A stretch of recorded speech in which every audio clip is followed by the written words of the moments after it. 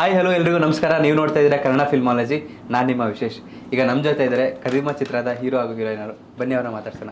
Sir, ಕಾರ್ಯಕ್ರಮಕ್ಕೆ ಸ್ವಾಗತ. ನಮಸ್ತೆ ಸರ್. ನಮಸ್ತೆ ಸರ್. ಹೇಗಿದ್ರೆ ಮೇಡಮ್? ಚೆನ್ನಾಗಿದ್ದೀನಿ, ನೀವು? ನಾವು ಸೂಪರ್. ಸರ್, ನೀವು? ಚೆನ್ನಾಗಿದ್ದೀನಿ ಸರ್. ನೀವು ಚೆನ್ನಾಗಿದ್ದೀರಾ? ಓಕೆ ಸರ್, ಕದೀಮ ಈ ಚಿತ್ರಕ್ಕೆ ಈ ಟೈಟ್ಲ್ ಇಟ್ಟಾಗ ನಿಮ್ಗೆ ಹೆಂಗೆ ಅನ್ನಿಸ್ತು? ಕತೆಗೆ ತಕ್ಕನಾಗಿದೆ ಟೈಟಲ್ಲು ಅನಿಸ್ತು. ಅಂದರೆ ನಾವು ಫಸ್ಟು ಸ್ಕ್ರಿಪ್ಟಲ್ಲಿ ಏನು ಮಾಡ್ತಾಯಿದ್ವಿ, ಟೈಟಲ್ ಇಟ್ಕೊಂಡು ಕತೆ ಏನು ಮಾಡಿಲ್ಲ. ಬಟ್ ಕತೆ ಸ್ಕ್ರಿಪ್ಟು ನಡೀತಾ ಟೈಟಲ್ ಹಂಟಿಂಗ್ ಸ್ಟಾರ್ಟ್ ಆಯ್ತದ ಆ್ಯಕ್ಚುಲಿ. ಸೊ ಬೇರೆ ಟೈಟಲ್ಗಳಿತ್ತು. ಸೊ ನಮ್ಮ ಮ್ಯೂಸಿಕ್ ಡೈರೆಕ್ಟರ್ ಏನು ಮಾಡಿದ್ರು, ಕತೆ ಕೇಳ್ತಾ ಅವರು ಅದ್ರ ಪ್ರಕಾರ ಸಾಂಗ್ ಮಾಡ್ತಾ ಸೊ ಈ ಟೈಟಲ್ ಹೆಂಗಿದೆ ನೋಡಿ ಅಂತ ಒಂದು ಕದೀಮ ಅಂದರು. ಇದೇ ಚೆನ್ನಾಗಿದೆ ಫಿಕ್ಸು ಅಂತ ನಾವು ಅದನ್ನೇ ಇದು ಮಾಡಿದ್ವಿ. ಮೇಡಮ್, ನಾವು ನಿಮ್ಮ ಟ್ರೋಲ್ ಆಗುತ್ತೆ ಸಾಂಗಲ್ಲಿ ತುಂಬ ನೋಡಿದ್ವಿ.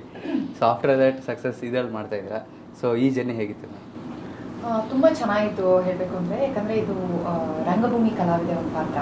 ಸೊ ನಾನು ಕೂಡ ಥಿಯೇಟ್ರಿಂದ ರಂಗಭೂಮಿಯಿಂದ ಬಂದಿರೋದ್ರಿಂದ ಎಲ್ಲೋ ಒಂದು ಆ ಖುಷಿ ಇತ್ತು, ಆ ರಿಲೇಟಬಿಲಿಟಿ ಫ್ಯಾಕ್ಟರ್ ಇತ್ತು. ಆ್ಯಂಡ್ ರಂಗಭೂಮಿ ಪಾತ್ರ ಸ್ಕ್ರೀನ್ ಮೇಲೆ ಮಾಡೋಕೆ ಸಿಗೋದು, ಆ್ಯಂಡ್ ಅದಕ್ಕೆ ಸುಮಾರು ಪೌರಾಣಿಕ ಬೇರೆ ಬೇರೆ ಲುಕ್ಕಲ್ಲಿ ಕಾಣಿಸ್ಕೊಳ್ಳುವಂಥ ಒಂದು ಅವಕಾಶ ಸಿಕ್ತು. ಆಮೇಲೆ ಒಳ್ಳೆ ಪರ್ಫಾರ್ಮೆನ್ಸ್ ಸ್ಕೋಪ್ ಇದೆ. ಸೊ ಓವರ್ ಆಲ್ ಆಗಿ ಅದಕ್ಕೆ ತುಂಬ ಚೆನ್ನಾಗಿ. ಕ್ಯಾರೆಕ್ಟ್ರೇ ರಂಗಭೂಮಿ ಆರ್ಟಿಸ್ಟ್. ಹೌದು. ಸೋ ಬ್ಲೆಸ್ಡ್ ಅಲ್ವಾ? ತುಂಬಾ ಜನಕ್ಕೆ ಸಿಗಲ್ಲ. ಈಗ ನೀವು ಪೋಸ್ಟರ್ ನೋಡಿದ್ರೆ ಗೊತ್ತಾಗತ್ತೆ, ಇದೇ ತರ ಬೇರೆ ಬೇರೆ ರೀತಿ ಲುಕ್ಸ್ ಅಲ್ಲಿ ಕೂಡ ಇದು ಸಿಕ್ತು ಸ್ಕ್ರೀನ್ ಮೇಲೆ ಕಾಣಿಸ್ಕೊಳ್ಳೋದಕ್ಕೆ. ಸರ್, ಅವರು ರಂಗಭೂಮಿ ಕಲಾವಿದ ನಟಿ ಅಂದ್ರು, ನೀವು ಕಳ್ಳ ಆಗಿದ್ರೆ ಇದೆಲ್ಲ? ಅಂದರೆ ಕತೆ ನಮ್ಗೆ ಅದೇ ಥರ ಸಿಕ್ಕಿದಾಗ ನಾವು ಮುಂಚೆ ಏನೇನು ಮಾಡ್ಕೊಂಬಂದಿರ್ತೀವಿ, ತುಂಟತನಗಳಾಗಿರಲಿ ಅಥವಾ ಫ್ರೆಂಡ್ಸ್ ಜೊತೆ ನಾವು ಬೆಳ್ಕೊಂಬಂದಿರೋ ರೀತಿಗಳಾಗಿರಲಿ, ಅದನ್ನೇ ಸ್ವಲ್ಪ ಎತ್ಕೊಂಡು ಡೈರೆಕ್ಟ್ರಿಗೆ ನಾನು ಸ್ವಲ್ಪ ಪರಿಚಯ ಅಲ್ವಾ ಅವ್ರಿಗೆ. ಸೊ ಹಂಗಾಗಿ ನಾನು ಹೆಂಗೆ ಮ್ಯಾನರಿಸಮ್ ಇರುತ್ತೆ ಅದ್ರ ಪ್ರಕಾರವಾಗೇ ಕತೆ ಮಾಡ್ತಾ ಹೋದ್ರು. ಸೊ ಅದು ನನಗೆ ಒಂದು ಸ್ವಲ್ಪ ಈಸಿ ಅನಿಸ್ತಾ ಹೋಯ್ತು. ಈ ಸೀನ್ ಅಲ್ವಾ, ನಾನು ಈ ಥರನೇ ಹಿಂಗೆ ಮಾಡಿಬಿಡೋಣ ಅದನ್ನ ಅಂತ ನಾವೊಂಚೂರು ಏನೇ ಔಟ್ಪುಟ್ ಹೇಳಿದ್ರು ಡೈರೆಕ್ಟ್ರು ತೊಗೊತಾ ಇದ್ರು ಅದನ್ನ. ಸೊ ಹಂಗಾಗಿ ಕದೀಮಗೆ ನಾನು ಸ್ವಲ್ಪ ಸೂಕ್ತವಾಗಿ ಆಗ್ತಾ ಆಯ್ತು ಅದು. ಸರ್, ಈ ಥರ ಕ್ಯಾರೆಕ್ಟರ್ಗಳು ಬಂದಾಗ ಇದು ರಿಯಲ್ ಲೈಫಲ್ಲಿ ಸೊಸೈಟಿಲಿ ನಡೆಯೋದು ಕೆಲವೊಂದು ರಿಯಲ್ ಇನ್ಸಿಡೆಂಟ್ಸ್. ಇನ್ಫ್ಯಾಕ್ಟ್ ನ್ಯಾಚುರಲ್ ಆಗಿ ನೋಡಬೇಕು ಅಂದರೆ ಮೆಜೆಸ್ಟಿಕ್ಕಲ್ಲೇ ಕಳ್ತನ ಮಾಡ್ತಿದ್ರು, ಶಿವಾಜಿನಗರ ಅಲ್ಲಿ ಕದೀಮ್ ಅಲ್ಲೋಗಿ ಬೈಕ್ ನಿಲ್ಲಿಸ್ಕೊಂಡ್ರೆ ಅಲ್ಲೇ ಇದು ಎತ್ಬಿಟ್ಟಿರ್ತಾರೆ. ಸೊ ಆ ಥರ ಕ್ಯಾರೆಕ್ಟರ್ಗಳನ್ನ ಎಲ್ಲಾದರೂ ಅಬ್ಸರ್ವ್ ಮಾಡಿದ್ರ ಕ್ಯಾರೆಕ್ಟರೈಸೇಷನ್ಗೆ? ಸರ್ ಇದೆ. ಅದಂದರೆ ನಾವು ಕೆಲವು ನಮ್ಮ ಫ್ರೆಂಡ್ಸ್ಗಳ ಗಾಡಿಗಳೇ ಹಂಗೆ ಆಗೋಗ್ತಿತ್ತು. ಮತ್ತು ಮೊಬೈಲ್ ತೆಗೆದುಬಿಡೋದು, ಬಸ್ಸಿಂದ ಪಿಕ್ ಪಾಕೆಟ್ ಎತ್ಬಿಡೋದು, ಅದೊಂದು ಅಂದರೆ ಅದು ಎಲ್ಲ ಕಡೆ ನಡೆಯುತ್ತೆ. ಪರ್ಟಿಕ್ಯುಲರ್ ಇವಾಗ ಏನು ಇದೇ ಸಿಟಿಗಳಲ್ಲಾಗತ್ತೆ, ಇದೇ ಏರಿಯಾಗಳಲ್ಲಾಗತ್ತೆ ಅಂತ ಏನಲ್ಲ. ಬಟ್ ಏನಂತ ನಾವು ಇಟ್ಕೊಂಡಿರೋದೊಂದು ಮಾರ್ಕೆಟ್ ಬೇಸ್ಡು ಕತೆ ಆದ್ರೂ ಅಲ್ಲೊಬ್ಬ ಕದೀಮ ಹೆಂಗೆ ಉಟ್ಕೊತಾನೆ, ಆ ಮಾರ್ಕೆಟ್ ಜನಗಳು ಮಧ್ಯದಲ್ಲಿ ಇವನು ಏನು ಮಾಡ್ತಾನೆ, ಈ ಬೇಸ್ನ ಇಟ್ಕೊಂಡು ನಾವು ಕತೆ ಮುಖಾಂತರ. ಈ ಸಿನಿಮಾ ಜರ್ನಲ್ಲೇ ಕದೀಮನ್ನ ಹೆಂಗೆ ಲವ್ ಮಾಡ್ತೀರಾ ನೀವು? ವೆರಿ ಇಂಟ್ರೆಸ್ಟಿಂಗ್ ಲವ್ ಸ್ಟೋರಿ ಆಗ್ತಿದೆ ಇದರಲ್ಲಿ. ಯೂಶುವಲಿ ಒಂದು ಹೀರೋ ಹೀರೋಯಿನ್ ಸಿನಿಮಾದಲ್ಲಿ ಹೇಗೆ ಭೇಟಿ ಇರುತ್ತೋ ಆ ರೀತಿ ಇಲ್ಲ, ಡಿಫ್ರೆಂಟ್ ಆಗಿದೆ. ಜನಕ್ಕೆ ಇಷ್ಟ ಆಗತ್ತೆ ಅಂತ ಅನ್ಕೊಂಡಿದೀನಿ, ಬಟ್ ಜಾಸ್ತಿ ಹೇಳಕ್ ಹೋಗಲ್ಲ. ಸೊ ದಟ್ ಥಿಯೇಟರ್ ನೋಡಿದಾಗ ಅದೇನೋ ಒಂದು ಆ ಸರ್ಪ್ರೈಸ್ ಎಲಿಮೆಂಟ್ ಇರ್ಲಿ ಅಂತ ಅಂದ್ರೆ ಇವಾಗ ಲವ್ ಆಗುತ್ತೆ ಅಂತಂದ್ರೆ ರೆಗ್ಯುಲರ್ ಪ್ಯಾಟರ್ನ್ ಅಲ್ಲಿ ಏನಾಗುತ್ತೆ, ಒಂದು ಮಾಲಲ್ಲಿ ಲವ್ ಆಗ್ಬಿಡುತ್ತೆ, ಒಂದು ಕಾಲೇಜಲ್ಲಿ ಲವ್ ಆಗ್ಬಿಡುತ್ತೆ, ರೋಡಲ್ಲಿ ಹೋಗ್ತಾ ಬಸ್ಸಲ್ಲಿ ಪಾಸ್ ಆಗ್ತಾ ಒಂದು ಹುಡುಗಿ ನೋಡಿ ಲವ್ ಆಗ್ಬಿಡುತ್ತೆ, ಅದನ್ನ ಫಾಲೋ.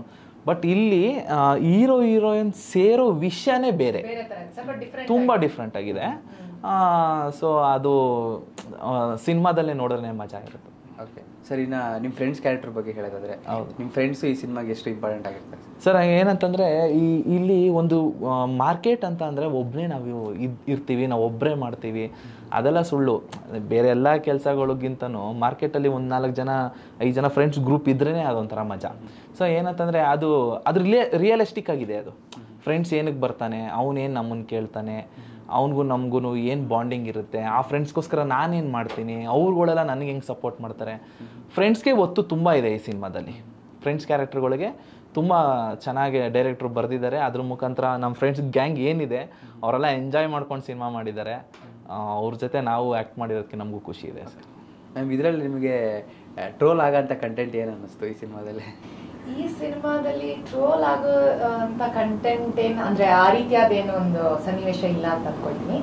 ಬಟ್ ತುಂಬಾ ಇಂಟ್ರೆಸ್ಟಿಂಗ್ ಆಗಿ ಈವನ್ ನೀವು ಇವಾಗ ಲವ್ ಸ್ಟೋರಿ ಸಾಂಗ್ಸ್ ನೋಡಿರ್ಬೋದು. ಇವಾಗ ಒಂದು ರೀಸೆಂಟ್ ಆಗಿ ಟ್ರೈಲರ್ ಲಾಂಚ್ ಇದೆ, ಇದಾಯ್ತು. ಯೂಶುವಲ್ಗಿಂತ ಡಿಫ್ರೆಂಟ್ ಆಗಿದೆ. ಒಂದು ಶಾರ್ಟ್ ಇದೆ, ಎಸ್ಪೆಷಲಿ ಟ್ರಾಫಿಕ್ ಫುಲ್ ಹೋಗ್ತಾ ಇರುತ್ತೆ, ಮಧ್ಯದಲ್ಲಿ ಬೈಕ್ ನಿಲ್ಸ್ಕೊಂಡು ಮಾತಾಡ್ತಾ ಇರುವಂತದ್ದಾಗಿರ್ಬೋದು, ಡಿಫ್ರೆಂಟ್ ಆಗಿ ತೆಗ್ದಿದ್ದಾರೆ. ಸೊ ಟ್ರೋಲ್ ಅನ್ನೋದಕ್ಕಿಂತ ಒಂಥರ ಡಿಫ್ರೆಂಟ್ ಎಕ್ಸ್ಪೀರಿಯನ್ಸ್ ಇತ್ತು ಅಂತ ಹೇಳ್ಬೋದು. ಮ್ಯಾಮ್ ಆ ಸಾಂಗ್ ಬಂದ್ಮೇಲೆ ನಿಮ್ನ ಹೆಂಗ್ ತಗೋತಾ ಇದ್ರು ಆಡಿಯನ್ಸ್ ರೆಸ್ಪಾನ್ಸ್, ಹೆಂಗಿತ್ತು ರಿಯಾಕ್ಷನ್? ಟ್ರೋಲ್ ಆಗುತ್ತೆ. ತುಂಬಾ ಚೆನ್ನಾಗಿತ್ತು ಸರ್. ಯಾಕಂದ್ರೆ ಫಸ್ಟ್ ಆಫ್ ಆಲ್ ಒಪ್ಪಿ ಸರ್ ನೀವು ಬರೆಯೋದೇ ಡಿಫ್ರೆಂಟ್ ಆಗಿ ಇರುತ್ತಲ್ವ ಲಿರಿಕ್ಸ್, ಸೊ ಅದ್ರಲ್ಲಿ ಆಕ್ಟ್ ಮಾಡ್ತಾನೆ ನಮ್ಗೆ ಎಷ್ಟು ಮಜವಾಗಿದೆ ಅಂತ ಅನಿಸ್ತಾ ಇತ್ತು. ಬಟ್ ಅದು ರಿಯಲೈಸ್ ಆಗಿತ್ತು, ಇಷ್ಟ್ರ ಮಟ್ಟಿಗೆ ರೀಚ್ ಆಗಿದೆಯಾ ಅಂತ ರಿಯಲೈಸ್ ಆಯ್ತಲ್ಲ, ಆ ಖುಷಿ ತುಂಬಾ ಚೆನ್ನಾಗಿ ಅನಿಸ್ತು. ಅಂಡ್ ಅಲ್ಲಿ ಬ್ಯಾಕ್ ಗ್ರೌಂಡ್ ಸೆಟ್ ಯೂಸ್ ಮಾಡಿದ ಸೆಟ್ ತರ ಅನಿಸ್ತಾನೆ ಇಲ್ಲ, ಎಷ್ಟು ನ್ಯಾಚುರಲ್ ಆಗಲ್ಲ, ಒಂದಕ್ಕೊಂದು ಕನೆಕ್ಷನ್ ಹೆಂಗಿತ್ತು ಅಲ್ಲಿ. ಎವ್ರಿ ಡೇ ಸೆಟ್ ಹೋದ್ರೆ ಇಟ್ ವಾಸ್ ಒನ್ ಬೇರೆನೆ ಒಂದು ಪ್ರಪಂಚ ಅಂತ. ಅಷ್ಟು ದೊಡ್ಡ ಸೆಟ್ ಬಿಲ್ಡ್ ಮಾಡಿದ್ರು, ಅಂತ ದೊಡ್ಡ ಲೈಟ್ಸ್ ಎಲ್ಲ ಹಾಕಿ ಅಷ್ಟು ದೊಡ್ಡ ಸೆಟ್ ಅಂದ್ರೆ ಅವ್ರು ಫುಲ್ ಸ್ಟ್ರೀಟ್ಸ್ ಆಗಿರ್ಬೋದು, ಇದಾಗಿರ್ಬೋದು, ಆಮೇಲೆ ಸಿಕ್ಕಾಪಟ್ಟೆ ಜನ ಆರ್ಟಿಸ್ಟ್ ಅದನ್ನೆಲ್ಲ ಮ್ಯಾನೇಜ್ ಮಾಡ್ಕೊಂಡು ಕೆಲವೊಂದು ಡೇ ಉಪ್ಪಿ ಸರ್ ಆಕ್ಟಿವ್ ಮಾಡ್ತಾ ಇದ್ರು, ಪ್ಲಸ್ ಡೈರೆಕ್ಟ್ ಮಾಡ್ತಾ ಆ ಲುಕ್ ಕೂಡ ಇರ್ತಾ ಇದ್ರು, ಮಾನಿಟರ್ ಇದ್ದ ಒಂದೊಂದ್ಸಲ. ಅಂಡ್ ಇದು ಸೊ ಅದು ಎಂಟೈರ್ ಅದೊಂದು ದೊಡ್ಡ ಪ್ರೊಡಕ್ಷನ್ ಅಲ್ಲಿ ಆ ಕಥೆಲಿ ಆಕ್ಟ್ ಮಾಡಿದ್ಯಲ್ಲ ಅದು ಯಾಕೆ. ಅಂಡ್ ಆಫ್ಟರ್ ಲಾಕ್ಡೌನ್ ಏನೇನು ಇನ್ಸ್ಟಾಗ್ರಾಮ್ ಎಲ್ಲ ಟ್ರೋಲ್ ಆಯ್ತು, ಅದನ್ನ ಒಂದು ಸಾಂಗ್ ಅಲ್ಲೇ ಒಂದ್ 3-4 ನಿಮಿಷ ಸಾಂಗ್ ಅಲ್ಲಿ ಹೇಳೋದಿದೆಯಲ್ಲ, ಅದಷ್ಟು ಸುಲಭವಾದ ಮಾತಲ್ಲ. ಅಂಡ್ ಅವರು ಆಮೇಲೆ ಬೇರೆ ಕಡೆ ಬೇರೆ ಇಂಡಸ್ಟ್ರಿಗೆ ಹೋಗ್ಬೇಕಾದ್ರೆ ಆ ಇದಕ್ಕೆ ಸನ್ನಿವೇಶನ್ ತಕ್ಕಂಗೆ ಅದನ್ನು ಕೂಡ ಲಿರಿಕ್ಸ್ ಅಲ್ಲಿದು ಹುಡುಕಿದೆ. ಹೌದು, ಇಲ್ಲ ಅಲ್ಲಿ ಆಕ್ಟ್ ಮಾಡ್ತಾನೆ ನಾವು ಅನ್ಕೊಂಡು ಎಷ್ಟು ಚೆನ್ನಾಗಿದೆ, ಎಷ್ಟು ಒಂಥರ ಫನ್ ಆಗಿ ಬಟ್ ವಿಟಿ ಆಗಿ ಬರ್ದಿದ್ದಾರೆ ಅಂತ. ಬಟ್ ಉಪ್ಪಿ ಸರ್ ಅಲ್ವಾ, ಅವ್ರ ಮುಂಚಿನೂ ಸಾಂಗ್ಸ್ ಹಂಗೆ ಅಷ್ಟೇ ಚೆನ್ನಾಗಿ ಬರ್ತಾ ಇದೆ. ಸೊ ನೀವೇನ್ ಕಲ್ತ್ರೆ ಅನ್ನಿಸ್ತದೆ ಉಪ್ಪಿ ಸರ್? ಉಪ್ಪಿ ಸರಿಂದ ನಾನು ಮೇನ್ ಆಗಿ ಕಲ್ತಿದ್ದೇನಂತಂದ್ರೆ, ಎಸ್ ನಾವು ತುಂಬಾ ಒಳ್ಳೆ ನಟ ನಿರ್ದೇಶಕ ಎಲ್ಲ ಆಗಿದ್ರು ಕೂಡ ಎಷ್ಟು ಕಾಮಾಗಿ ಜನರನ್ನ ಹ್ಯಾಂಡಲ್ ಮಾಡೋದಿದೆ, ಅದೆಲ್ಲ ಕೆಲಸ ಮಾಡ್ತಾನೆ. ಬಟ್ ಅಷ್ಟು ಕಾಮಾಗಿ ಆರಾಮಾಗಿ ನಮ್ಗೆಲ್ಲ ಕಂಫರ್ಟೇಬಲ್ ಮಾಡಿಸೋ ಅಂತದಿದೆಯಲ್ಲ, ಅದನ್ನ ನಿಜವಾಗ್ಲೂ ಕಲಿಬೇಕು ಅಂತ ಅನಿಸ್ತು. ಈವನ್ ಡೈರೆಕ್ಟ್ ಮಾಡ್ತಾನೋ ಅಷ್ಟೇ ಸಲೀಸಾಗಿ ಆರಾಮಾಗಿ ಮಾಡಿ ನಾವು ಇಂಪ್ರೊವೈಸ್ ಮಾಡ್ಸೋದಾಗಿರ್ಬೋದು, ಆ ಡೈರೆಕ್ಷನ್ ಮಾಡ್ಸೋದಾಗಿರ್ಬೋದು, ಆ ಎಕ್ಸ್ಪೀರಿಯನ್ಸ್. ಆಮೇಲೆ ಅರಸ್ ಅವರು ಅವಾಗಲೇ ಇಂಟರ್ವ್ಯೂ ಮಾಡ್ಬೇಕಾದ್ರೆ ಹೇಳ್ತಿದ್ರು, ಅವ್ರು ಯಾರಿಗೂ ಕತೆ ಫಸ್ಟೇ ಹೇಳಲ್ವಂತೆ, ಮಾರ್ನಿಂಗ್ ಬನ್ನಿ ಅಲ್ಲಿ ಬಂದ್ಬಿಟ್ಟು ನಾನು ಹೇಳ್ತೀನಿ. ನಿಜ, ಅದಂತೂ ಹೌದು. ಒಂದ್ ಟೈಮಲ್ಲಿ ಎವ್ರಿಬಡಿ ವರ್ ಕನ್ಫ್ಯೂಸ್, ಬಿಕಾಸ್ ಅವ್ರು ಆ ಟೈಮಿಗೆ ಯಾವ್ದು ಸರಿ ಅನ್ಸುತ್ತೆ ಅವತ್ತಿಂಡೆ ಹಾಗೂ ಕೂಡ ಮಾಡಿಸ್ಕೊಂಡು.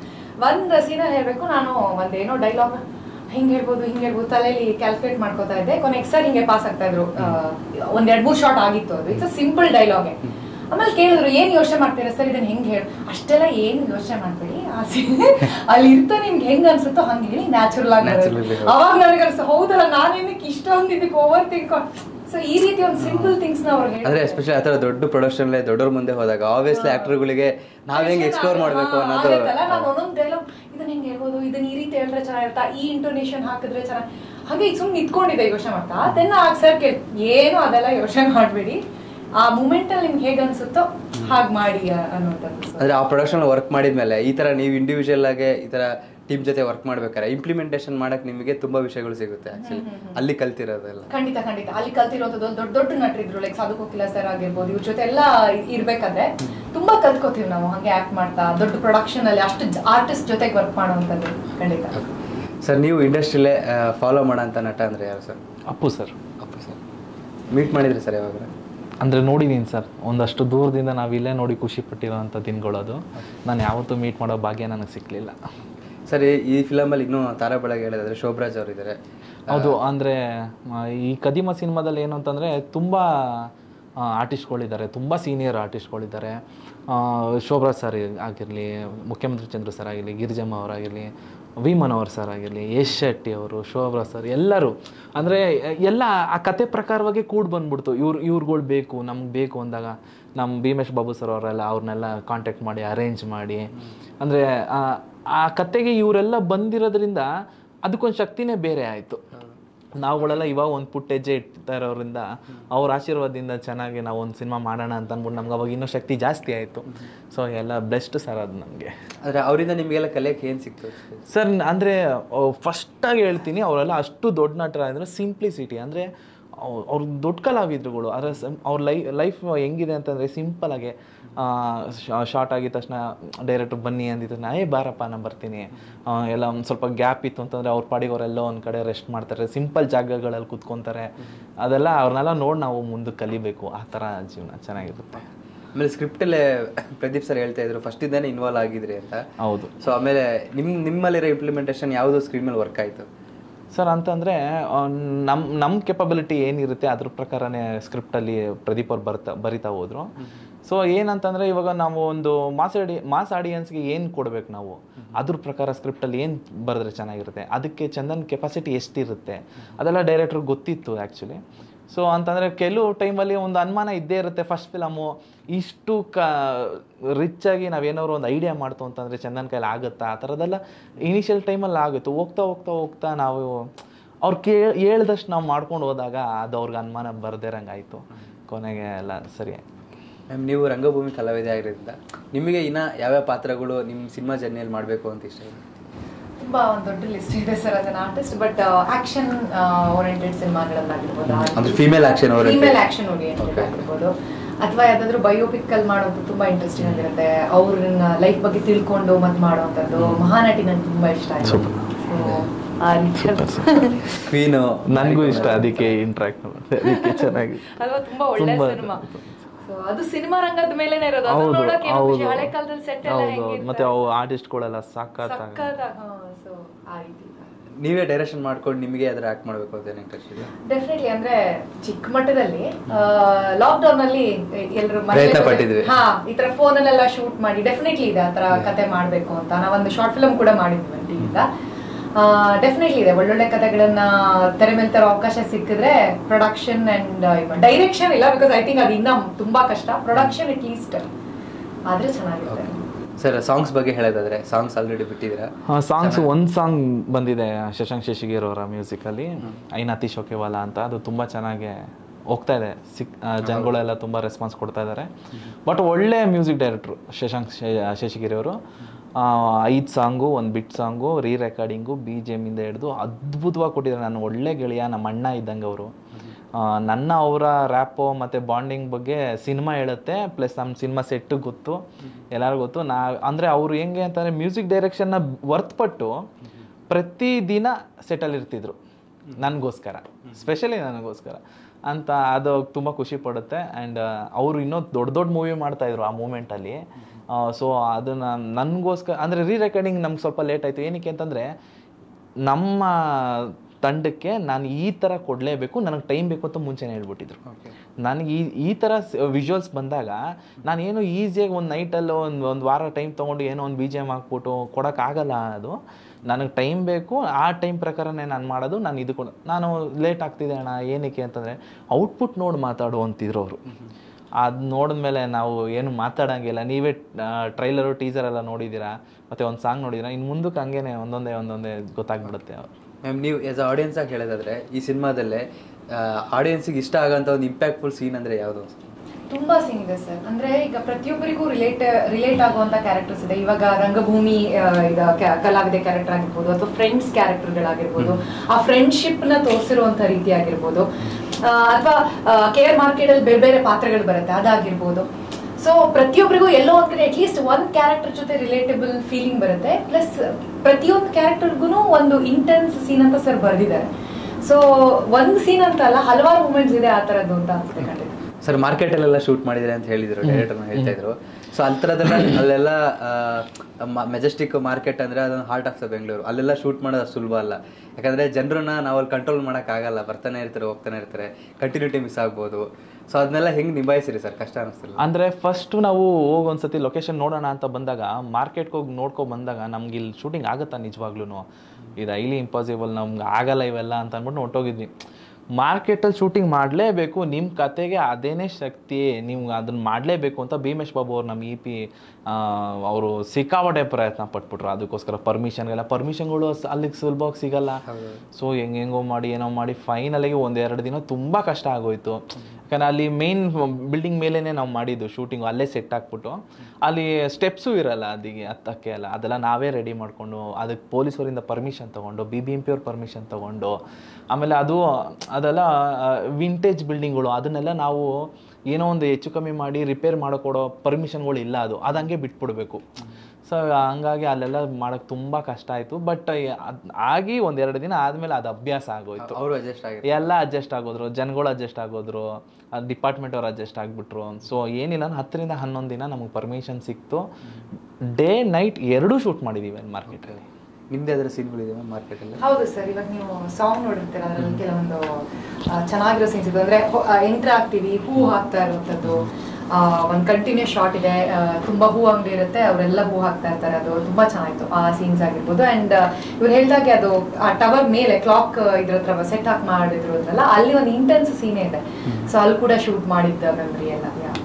ಮ್ಯಾಮ್ ರಂಗಭೂಮಿಲಿ ಆಕ್ಟ್ ಮಾಡೋದಕ್ಕೂ ಸಿನಿಮಾದಲ್ಲೂ ಎಷ್ಟು ಡಿಫ್ರೆನ್ಸ್ ಅನಿಸ್ತಾ ಇರುತ್ತೆ? ಖಂಡಿತ ಸರ್, ರಂಗಭೂಮಿಲಿ ಹೆಂಗೆ ಅಂದ್ರೆ ನೀವು ಲಾಸ್ಟ್ ಕೂತಿರೋ ಆಡಿಯನ್ಸ್ ವರ್ಗು ರೀಚ್ ಆಗೋ ತರ ಸ್ವಲ್ಪ ಬಾಡಿ ಲ್ಯಾಂಗ್ವೇಜ್ ಕೆಲವೊಂದ್ಸಲ ಎನ್ಹಾನ್ಸ್ಡ್ ಆಗಿರುತ್ತೆ. But at the same time ಅನ್ಕೊಳ್ತಾರೆ ರಂಗಭೂಮಿ ಅಂದ್ರೆ ತುಂಬಾ ಎಕ್ಸಾಜರೇಟ್, ಹಂಗೇನಿಲ್ಲ. ಡಿಪೆಂಡ್ಸ್ ಆನ್ ಯಾವ ಕೈಂಡ್ ಆಫ್ ರಂಗಭೂಮಿ ಪ್ಲೇ ಅಂತ. ಕೆಲವೊಂದು ಮ್ಯೂಸಿಕಲ್ಸ್ ಇರುತ್ತೆ, ಅದರಲ್ಲಿ ಅಷ್ಟು ಎಕ್ಸಾಜರೇಷನ್ ಇರ್ಬೋದು. ಕೆಲವೊಂದು ರಿಯಲಿಸ್ಟಿಕ್ ನಾಟಕಗಳಲ್ಲಿ ಸಿನಿಮಾ ರಂಗಕ್ಕೆ ಹತ್ತಿರವಾಗಿರುವಂತದ್ದೇ ನಟನೆ ಇರುತ್ತೆ. ಬಟ್ ಇದ್ರಲ್ಲಿ ಏನಂದ್ರೆ ಸಟಲ್ ಐ ಮೂವ್ಮೆಂಟ್ಸ್ ಸ್ಕ್ರೀನ್ ಮೇಲೆ ತುಂಬಾ ಅಷ್ಟು ಬಾಡಿ ಲ್ಯಾಂಗ್ವೇಜ್ ಅಷ್ಟು ಮಾಡುವಂತದ್ದಿರಲ್ಲ. ಸೊ ಅದನ್ನ ಕಲ್ತ್ಕೊಳ್ಳಕ್ಕೆ ಇನ್ನ ತುಂಬಾ ಇದೆ, ಬಟ್ ಇನ್ನ ಎಲ್ಲೋ ಅದನ್ನ ಕಲ್ತ್ಕೊಂಡು ಬರ್ತಾ ಇದ್ದೀನಿ ಅಂತ ಅನ್ಸುತ್ತೆ. But that was very interesting to just learn the eye movements, ಅದು ಹೇಗೆ ವರ್ಕ್ ಮಾಡೋದು ಅಂತ. ಸರ್ ಫೈನಲಿ ಕೊನೆದಾಗೆ ಇದೇ ಏಪ್ರಿಲ್ 18ಕ್ಕೆ ರಿಲೀಸ್ ಆಗ್ತದೆ ಕದೀಮ. ಆಡಿಯನ್ಸಿಗೆ ನೀವೇನು ಹೇಳಕ್ಕೆ ಇಷ್ಟಪಡ್ತಾರೆ? ಕೊನೆ ಏನು ಕದೀತಾರೆ ಅಂದರೆ ನಾವು ಕದಿಯಕ್ಕೆ ಬಂದಿರೋದೇನೆ ಜನಗಳ ಮನಸ್ಸನ್ನ. ಸೊ ಇದೇ ಏಪ್ರಿಲ್ 18ನೇ ತಾರೀಕು ಕದೀಮ ರಿಲೀಸ್ ಆಗ್ತಾ ಇದೆ. ಪ್ಲಸ್ ಏನು ಮಾಸ್ ಆಡಿಯನ್ಸ್ಗೆ ಏನಿದೆ, ಆ ಫೈಟ್ಸಿಂದ ಹಿಡಿದು ಮಾಸ್ ಎಲಿಮೆಂಟ್ಸಿಂದ ಎಲ್ಲ ಇದೆ. ಆ್ಯಂಡ್ ಕ್ಲಾಸ್ ಅಂತ ಏನು ಆಡಿಯನ್ಸ್ ಇದ್ದಾರೆ ಅವ್ರಿಗೆ ಒಳ್ಳೆ ಸಾಂಗ್ಸ್ ಆಗಿರಲಿ, ಒಳ್ಳೆ ಸೆಂಟಿಮೆಂಟ್ ಆಗಿರಲಿ, ಆರ್ಟಿಸ್ಟ್ಗಳಿಂದ ಬಂದು ಒಳ್ಳೆ ಆ್ಯಕ್ಟಿಂಗ್ ಆಗಿರಲಿ. ಹೀರೋಯಿನ್ ಅವರು ತುಂಬ ಚೆನ್ನಾಗಿ ಆ್ಯಕ್ಟ್ ಮಾಡಿದ್ದಾರೆ ಆ್ಯಂಡ್ ಎಲ್ಲ ಆರ್ಟಿಸ್ಟ್ಗಳು ಒಳ್ಳೆ ಸಪೋರ್ಟ್ ಮಾಡಿದ್ದಾರೆ. ದಯವಿಟ್ಟು ಇದೇ 18ನೇ ತಾರೀಕು ಬಂದು ನಮ್ಮ ಸಿನಿಮಾ ಅರಸಿ ಹಾರೈಸ್ಬೇಕು ಅಂತ ಕೇಳ್ಕೊತೀನಿ. ನೀವು ಆಲ್ರೆಡಿ ಜನರು ಮನ್ಸು ಕದ್ದಿದ್ದೀರಾ, ಸೊ ಈ ಮೂವಿಲಿ ಏನು ಕದ್ದಿದ್ದೀರಿ? ಖಂಡಿತವಾಗ್ಲೂ ಜನರು ಇದನ್ನ ಇಷ್ಟಪಡ್ತಾರೆ ನಮ್ಮ ಸಿನಿಮಾನ ಅಂತ ಅನ್ಕೊಂಡಿದೀನಿ. ಚಂದನ್ ಅವ್ರು ತುಂಬಾ ಚೆನ್ನಾಗಿ ಮಾಡಿದ್ದಾರೆ. ನಾನು ಹೇಳಿದೆ ಅಂತ ಹೇಳ್ತಾ ಇರೋದು, ಇಷ್ಟೊತ್ತು ಹೇಳಿರ್ಲಿಲ್ಲ. ನಿಜವಾಗ್ಲೂ ಫೈಟ್ ಸೀಕ್ವೆನ್ಸ್ ಎಲ್ಲ ತುಂಬಾ ಚೆನ್ನಾಗಿ ಬಂದಿದೆ.